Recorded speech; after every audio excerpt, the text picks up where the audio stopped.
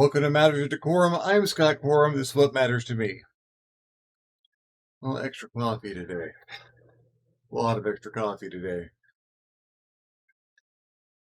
Oh, amongst other things. It has been a couple of weeks. And I don't like to let weeks lapse, but I didn't have a lot of choice. I've hurt myself again. How bad? I try to shy away from pain medications as much as possible. But that's Vicodin. There is a cannabis-infused cookie, or a portion of one, waiting to thaw next to me while I record.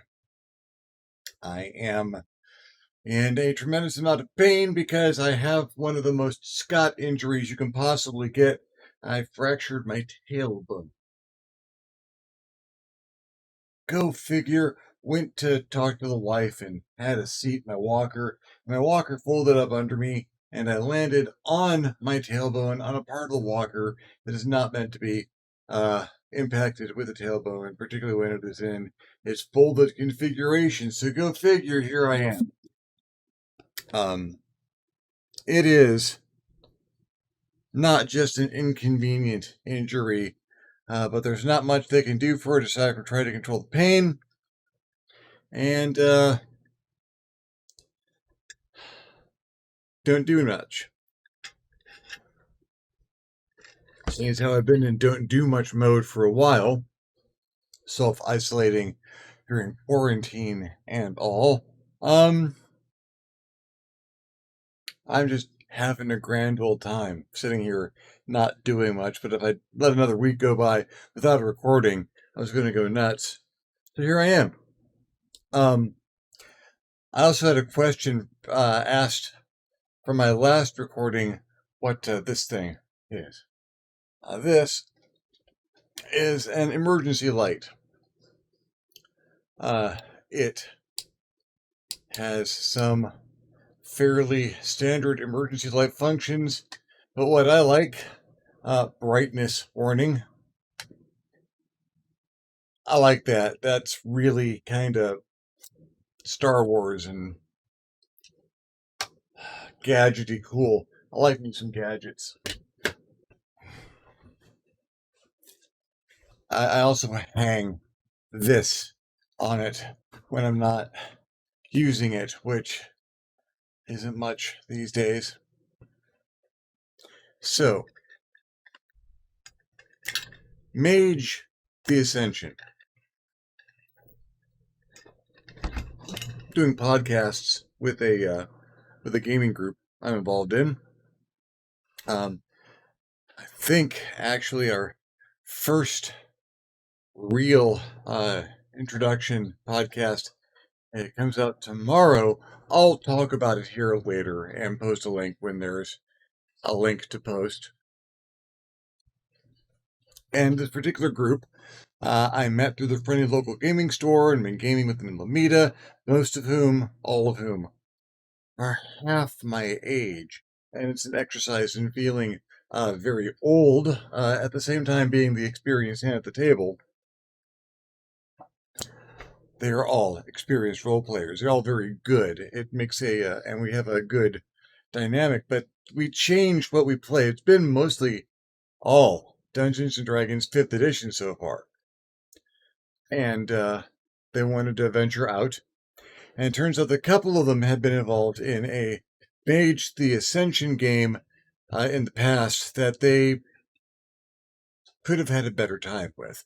It left them with not the best impression of the game itself. And if you know me and my gaming history, Mage the Ascension is my jam. A White Wolf game, part of their World of Darkness line, including such games as Vampire the Masquerade, Werewolf the Apocalypse. Mage allows you to play a modern-day will worker, someone who has begun to master the cheat codes for reality and has a very fluid and flexible, one of the most fluid and flexible magic systems I have ever encountered, still to this day. And when you start discussing, well, I want to play Mage, you need to have an addition discussion. World of Darkness, like a number of other products at its time, went through a 4th edition curse, where there was a perfectly good set of editions, but the various different branches of the World of Darkness, Vampire, Mage, Werewolf, when they were originally conceived, they had expiration dates. They were all laden with a massive amount of meta story. There's a lot going on in the background of the game. The game masters and players alike could pull from to flesh out their characters and their adventures, and there's just a lot there. But it all had a cycle. There was all going to be an end point to it, and they did that about the time Hasbro, Wizards of the Coast, brought the 3.5 edition of Dungeons and Dragons to a close. All of the endpoints of the original World of Darkness books hit. And Mage's meta plot ended poorly. It was kind of the Mass Effect 3 of video game analogies. It was not a satisfying or worthwhile conclusion to the plot that so many people had involved themselves in. I believe by that time, Mage itself was in its 3rd edition. Most World of Darkness books were. And the meta plot actually evolved through the editions. It didn't just reboot every time a new edition came out. There's actually changes in some of the rules that were reflected in the meta plot. And starting in 3rd edition, people who were not that fond of the setting were in charge of it, which is unfortunate, but you could really tell in how that ended up. And then 4th edition came out. I am a huge fan of the core rulebook of World of Darkness 4th edition, or the new World of Darkness. The core rulebook, they redesigned it. Mage, the Vampire, and Werewolf had all originally been their own standalone games. They were mostly compatible with each other, but you could pick any one of their core books, their basic books, Mage the Ascension, Werewolf the Apocalypse, Vampire the Masquerade, and have your game. There were plenty of supplements, but you had the core book, and you had everything. You had all the mechanics and the character creation and everything. New World of Darkness, or World of Darkness 4th edition,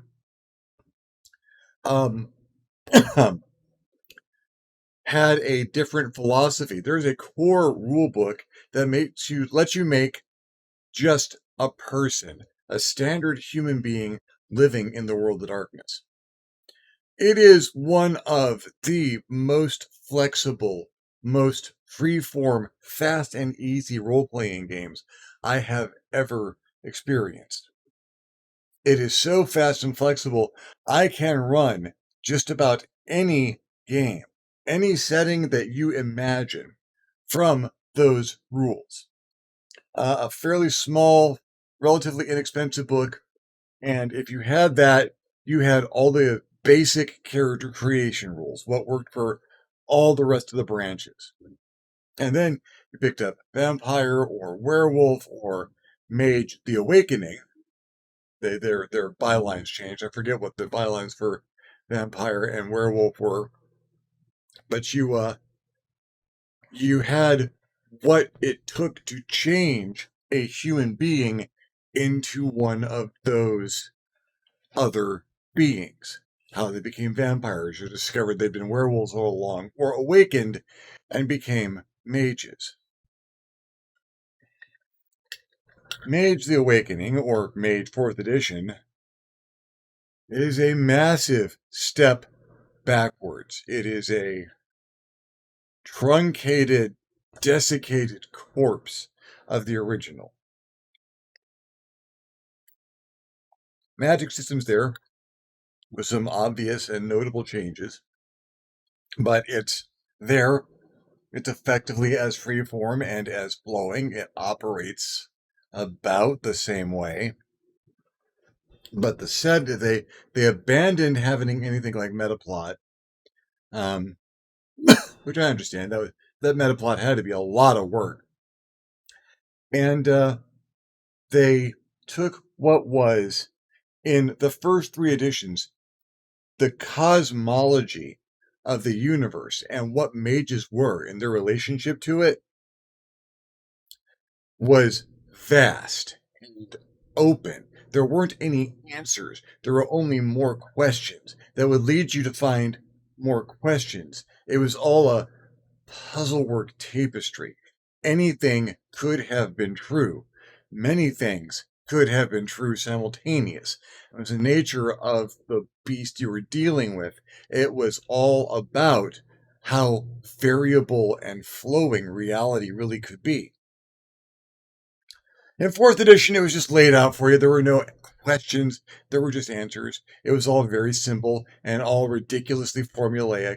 And it was fine. If you'd never played any of the earlier editions of Mage, it was probably okay. They have since gone back and made the original material available, more compatible with the new rule set. Not that it needed that much compatibility. They're pretty close.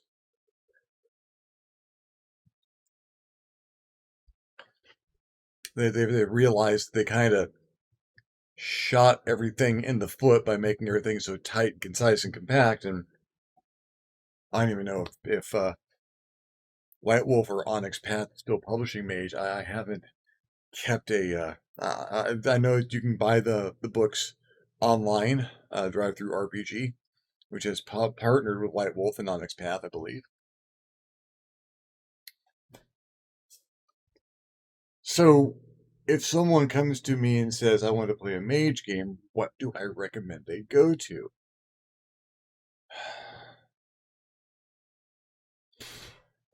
I like taking that 4th edition New World of Darkness core rulebook and using that for the mechanics, the dice resolution mechanics in particular.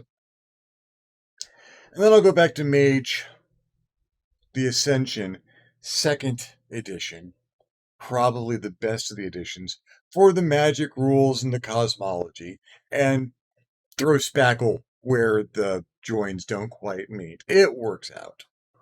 It works out surprisingly well. So that is what I'm going to be introducing this group to. Hopefully, in about a month. We do campaigns in 5 episode cycles. Record those and break those down for podcast and eventual video production. But yeah, in about a month, it'll be up for me to do that again. Hopefully, I'm recovered from this so I can run Mage without being terribly medicated. And again, though okay, medication might not hurt, I apparently run good games when I'm feeling fanciful. Now, it's hard to introduce people to something that is this high concept. This is a good group. Of the 3, 2 of them have played before, although a truncated and difficult to assimilate version. One of them, I showed them where they could get the books online, and he bought them. And by the next time we talked, a few days later, he'd gone through it, had questions, margin notes to go over. That's a good group. That's a group that could probably do this. But one of the amazing things about Mage and how it plays with concepts and reality and will bending is you can watch a lot of different movies that don't seem connected at all. But you can see how, oh, the events in there that looked like they were nonsensical or fantastic, you can explain those perfectly easy if you use Mage and its magic system as your framing device. The two movies that I usually recommend people start out with are Zoolander and Pootie Tang. Aside from the fact that they're both ostensibly comedies, you're not going to find two movies that are more different. But you're also not going to find many movies that highlight concepts in Mage so very readily. Whether it's how a character can have a very low intelligence but have a very high mastery of life magic at the same time, because they are not related in Mage. Your mastery of realms of magic has nothing to do with how smart you are, and how well you use it has nothing to do with how smart you are, how clever you are with adapting it, maybe. But Derek Zoolander, Intelligence 1, Life 3. Pootie Tang, you can see concepts like the use of correspondence magic um, or paradox, how the universe, how consensual reality punishes mages who push against what is real or what appears to be real too hard. Um, I'm watching Pootie Tang in the theater when the day it came out with my friend and co-author Victor Gibson, and there's a scene in Pootie Tang where Woody's father has been carefully disciplining him to be a proper man with judicious use of a belt. Sometimes when he wasn't even around, Woody would think about doing something bad, and the belt would come out of nowhere and smack him. And Vic and I just kind of nod, and yeah, that's paradox, and or that's using correspondence. And then one day, Pootie Tang's dad gets spoilers gets mauled by a gorilla in a factory accident. And Vic is rolling on the floor saying, Paradox got him. Oh my god, it's Paradox. And from that point on in our Mage games, there was a Paradox gorilla. It was the gorilla hovering over your shoulder, waiting for you to use magic in a form that was too vulgar, not coincidental enough, waiting to jump on you and punish you in the name of reality. Some movies would have been better if they had just admitted that they were mage-based movies. Wanted with Angela Jolie, the bullet curving assassins. Oh, we've got a lot of adrenaline, so we can make our adrenaline go really fast, and we have this special wax that lets us heal faster. Yeah, all of that, um, is just a bunch of Euthanatos mages trying to justify why their magic is coincidental. It is anything but. Um, and this becomes a fascinating mental exercise over time. Once you are familiar with the concepts in Mage, it's one of the things I love about it. Once you're familiar with the concepts that are there, once you've played with them and you've tried to wrap your brain around it, and then you start watching television, movies, things on YouTube, you start to see them. Now, this is in part because there's a lot of things in Mage that were inspired by movies. This is the full circle coming around. The prime, there are so many different potential villains, but one of the primary sets of villains that mages need to deal with is a group called the Technocracy. Uh, Another group of mages, but the people who are trying to enforce a scientific paradigm, the people who are trying to make the fantastic and the magical fade away to replace it entirely with their cool, clean, scientific procedures and stodgy philosophy and psychology. The man behind the curtain, the they in they say. And you can see the technocratic union at work throughout throughout a lot of literature, but in particular, uh, one branch of the technocracy, Iteration X, um, has a have mechanical warriors, metal skeletons that put on flesh sheaths and go out to try and stop mages. These unstoppable killing machines with built-in Gatling guns and other devices. And if that sounds like the Terminator, that's because uh, they were inspired by the Terminator, and then the meta plot of the game is that, oh, the movie The Terminator exists in the game world of Mage the Ascension. That was James Cameron, an awakened mage, trying to warn people about Iteration X. There's a certain cyclical process involved in the creative process here, which I love.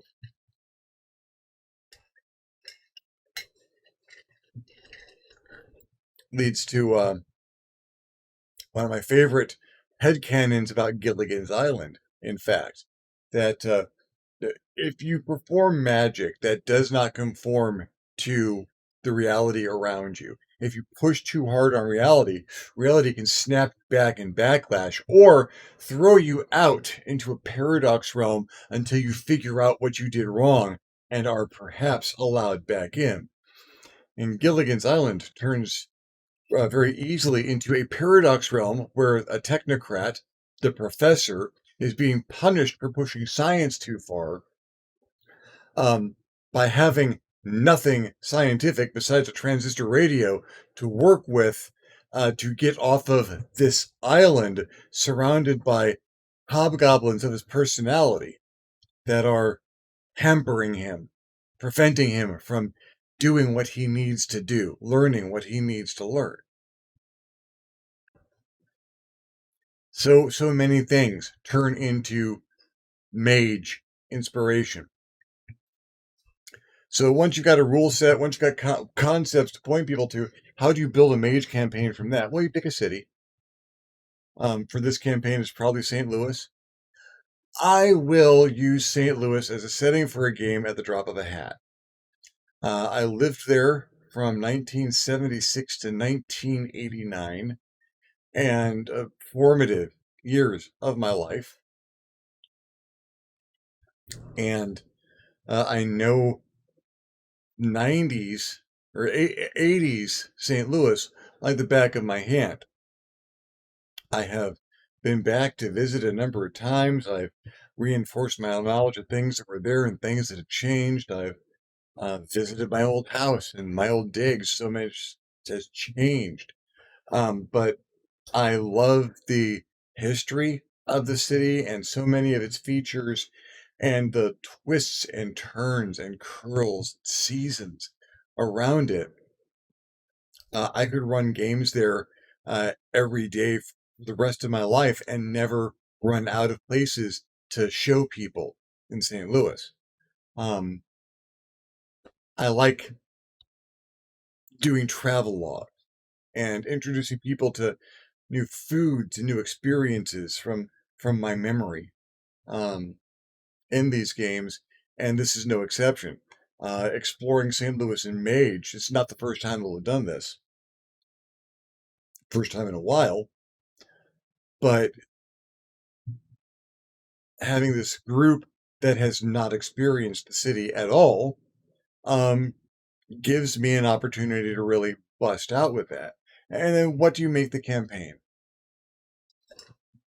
If you are in the group known as the layer action, spoilers.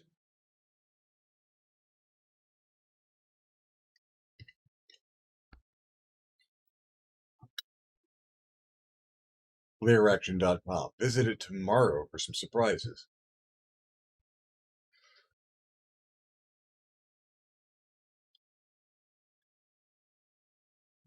you start with, it's a brand new group, or a group that is brand new to Mage. They're putting together characters. This group puts together characters very well. They start with a concept and build to concept. A really, really good, which with White Wolf, especially those fourth edition rules, works really well. You've got a limited number of points to distribute, but you've got very specific rules how they can be distributed, which it's still very flexible, but it allows you to put more effort into the concept and background of the character than where the numbers go. I want to take an episode to get them together. If they want to start with history and together having a background together, that eases some of this off. It takes some of the pressure off of that first session. That's the kind of thing that could happen in a session 0 very easily.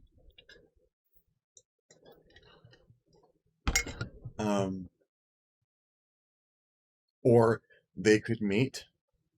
You are all coincidentally in the same place at the same time. Suddenly a shot rings out. Introduce Chekhov's bad guy. If you introduce a bad guy in the first act, by the end of the campaign, they must be killed. Or defeated or dealt with in some way that if they were a good villain, they can come back. It's Mage. Villain can always come back.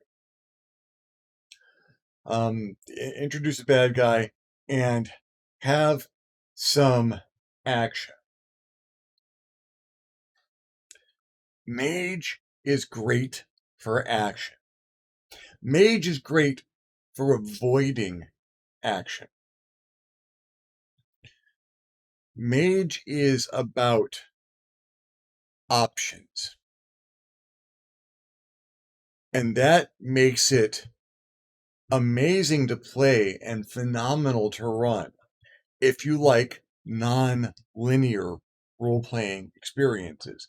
You go from point A to point B, there's an orc between the two of them. How do you get there? In classic role-playing, there's a fairly simple solution.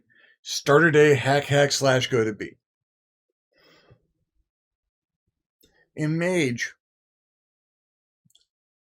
you have so many options in combat, around combat, or through combat. It has an inherent kung fu background to it. There are elements that are strictly cinematic wuxia.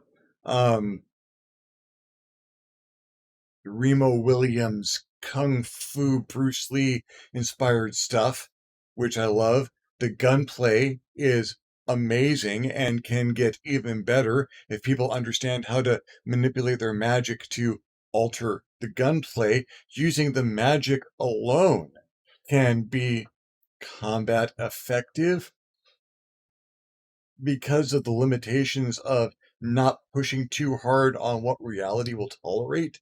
You can easily overdo combat with magic unless you are exceedingly subtle about it, which is amazing. It's a great system to get your mind in, or you can make that combat not be an issue.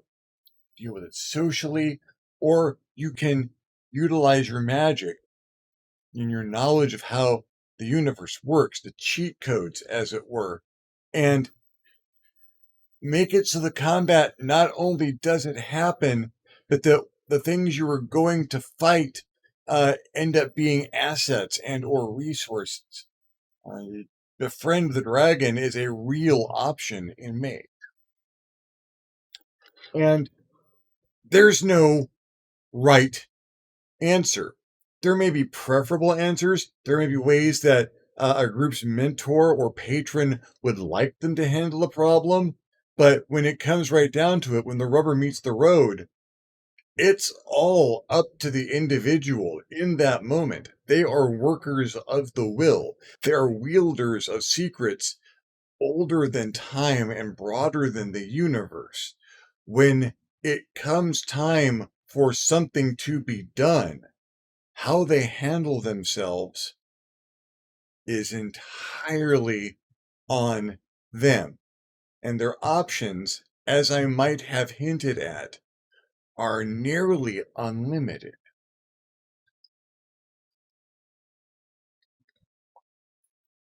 Planning for a campaign with that much free flow, that many options, that many avenues of possibility, well, there's a limit to how much plan you can have. This is where villain-based planning,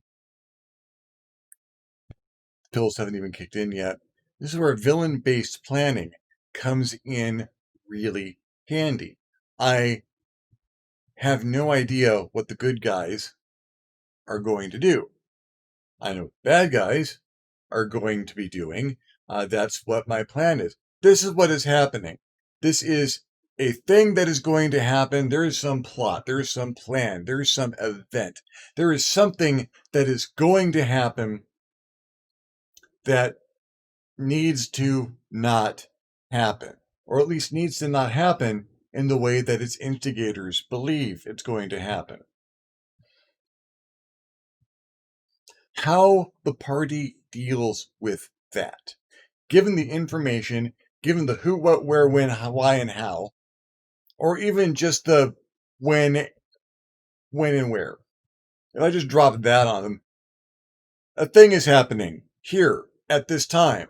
Make it not happen. Then you got investigation and asking questions and finding things out. Again, thousands of different ways that a mage can pursue these things, depending on what spheres of magic they're aware of and how they think about its use, what their philosophies and drives are. The investigation and running down leads. And in the middle of this, Victor Gibson, friend, co-author, and one of the best World of Darkness GMs I've ever known. One of the best GMs I've ever known. What am I trying to limit that for? There was always something happening. You would go someplace and something was happening. And one of the masterful things about the way he did it that I hope to emulate is that right now, there could be 50,000 mage-related events happening all around us. And ideally, we'll never know. Things happen in a mage game that if you stumble across them, oh, this is a thing. Something needs to be done to stop this. But if you don't stumble across them, no one would know it had happened.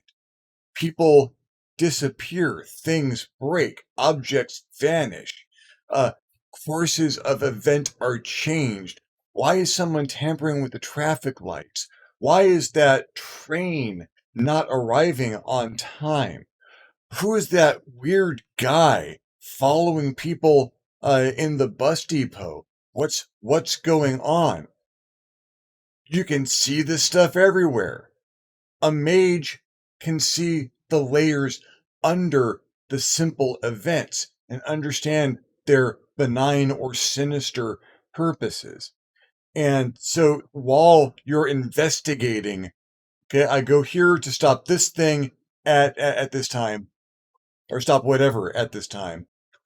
While you're doing that, you're looking around, you're finding this non-ending stream of things that need to be dealt with, or do they? You start prioritizing, and well, okay, we've got this thing, but in the meantime, that child needs to get back to their parents, and I don't think that's going to happen if we don't intervene at this point. What do you do? What do you not do? And in pursuing this, that's how you find out about the characters. What do they care about? What do they prioritize?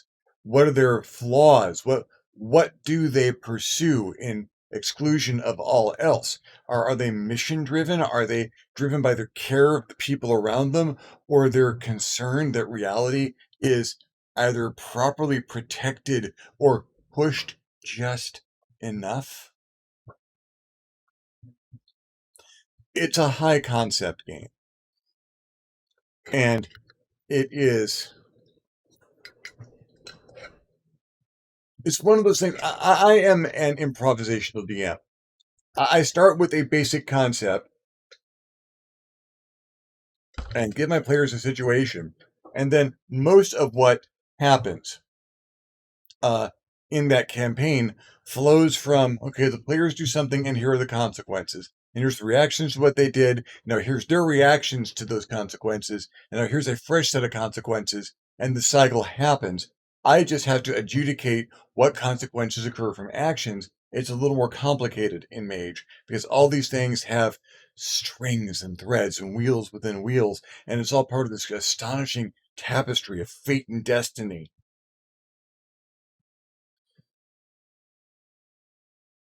It's a challenge to run properly. It's a challenge to play properly. I'm not going to lie. It's if you've got a hack and slash group, they're going to hate it. Throw in Werewolf. Werewolf's awesome. Werewolf is hack and slash.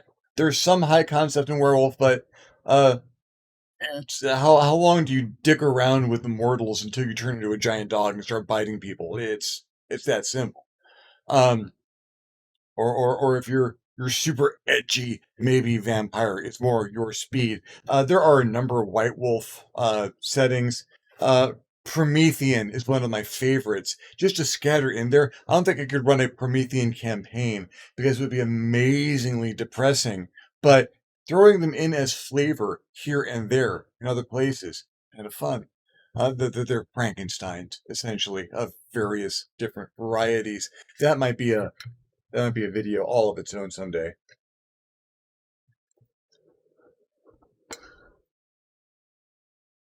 So I'm really looking forward to running this, and there will be stories. There are always stories. Mage is one of those games that generates stories. I have an entire campaign I played in years ago, Vic running, with people that I either no longer associate with or no longer can. And um, I might tell some of those stories at some point in time because it transformed my playing. It transformed how I was as a player and how I ran games. Watching how Vic handled that and uh, putting myself through the mental gymnastics necessary to carry on in a game with that deep of a concept and that many layers. I'm not going to say daunting. You can have a lot of fun with Mage. It's amazingly entertaining. It is not an entry level RPG. Um, I discussed player difficulty levels a few videos back, and not every RPG it has the same skill level. What it requires a player to go through, learning conceptually and picking up rule sets, and adapting to in order to play. You've got relatively simple RPGs, more of those every day. But then you've got some that are that run from not quite so simple to where's your scientific calculator because you're not getting through this without knowing differential calculus. Um, Looking at you, space opera. Mage is another kind of difficult. One of the best kinds of difficult because in its complexities are nigh infinite possibilities. And that's a good thing. Well, thank you for following me along on this particular rant. Cookies thawed. My friend Devin, her mom, makes very, very good cookies. And that is cookies in quotation marks, because that have a certain amount of medication to them. and it's a quarter of a cookie, because an entire cookie will knock me on my butt. It's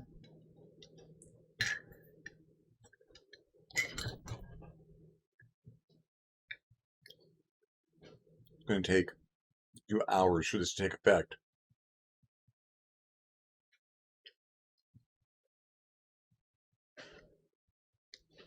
Can't smoke, too many reasons. Edibles gradually pick you up and then last. I'm going to have a fanciful afternoon and sleep very, very well tonight. Maybe by the time this video is actually going live on YouTube, I will have some actual relief from the pain I am doing this for. Tailbone injuries suck. Currently, I've fractured the tip clean off my coccyx. And again, nothing to do for that, but stay off it and try to relax. For a month. For a month. It's not like I was going out and jogging beforehand, you know what I mean? If you liked the video, give me a thumbs up. If you didn't like the video, give me a thumbs down. Feedback is feedback. If there's anything else you'd like to hear me talk about, any stories I've mentioned you want me to elaborate on, or other subjects you'd like to hear me cover, leave me a comment down below. I will love receiving your comment. You will love giving me one. If you haven't yet subscribed to my channel, why not? My channel is awesome. Go ahead and hit the subscribe button. If you do, you might want to hit the notification bell just so you're alerted when my videos become available. If you'd like to contribute to the channel in a more substantial manner, I invite you to hit me at my Patreon page, www.patreon.com/ScottCorum, and consider donating. Absolutely anything helps. Allows me to make better videos more often. In the meantime, thank you very much. I'm Scott Corum. This is what has mattered to me, and I'll see you next time on the next Matters of DeCorum.